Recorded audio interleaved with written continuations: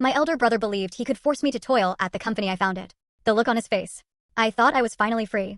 I just exposed my greedy brother, watched him get arrested, and felt this wild rush of triumph as the cops dragged him away. But that morning, as Mom stood there, tears streaming down her face with those men behind her, I realized my revenge hadn't just destroyed Parker, it had unleashed a nightmare that threatened to consume us all.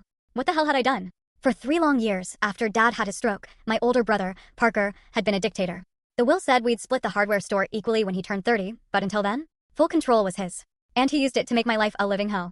Every single morning, I was there at 5:30 a.m., breaking my back unloading trucks, while Parker would finally stroll in around noon, usually still reeking of last night's booze. He'd watch me struggle with heavy boxes and just laugh, saying, "Finally learning what real work means, huh?" It was infuriating. I'd been helping Dad since I was 12. But to our customers, I was just some random employee. Parker never told them I was his brother, never mind that half of everything they were buying was technically mine. He kept all the store's money, paying me so little I could barely afford my crappy apartment after rent. When I dared to ask for more, he'd sneer, "You should be grateful I even gave you a job.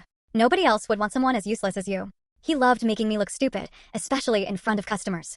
Watch my little brother try to lift that ladder, he'd bellow, loud enough for everyone to hear, "This is gonna be hilarious." He'd even invite his friends to hang out at the store, making me fetch them sodas and snacks like I was their personal waiter, while they openly mocked my pathetic uniform. Then, he started dating Delia, my ex-girlfriend. The same Delia who dumped me right after Dad's stroke, claiming I had no future. Parker would bring her into the store every single day, making me wait on them while they practically made out against the counter I'd just cleaned. Delia, oh man, she'd order me around, sending me to the back storage room for specific items, just to watch me run back and forth. "Your brother actually knows how to run a business," she'd purr, glancing at Parker who'd be counting cash right in front of my face, unlike some people who just whine about everything.